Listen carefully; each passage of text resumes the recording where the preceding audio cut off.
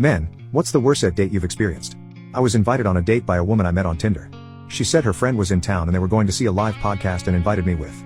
It was a podcast I'd never heard of before, and honestly I probably wouldn't be very interested in it if I wasn't invited, but it cost like $25 to get in. I get there and she meets me and we buy a drink and sit down. She introduces me to her friend. They then proceed to talk to each other, not involving me in conversation at all. Then some guy comes along and sits next to her friend. He introduces himself to me, and I thought he was just being friendly.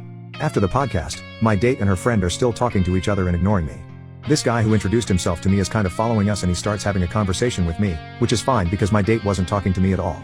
It turns out this guy was her friend's date, but I had no idea because no one was saying anything to me. The girls then wanted to meet the guy who was doing the podcast, so we waited in line for a while. Of course the girls never said anything to us guys.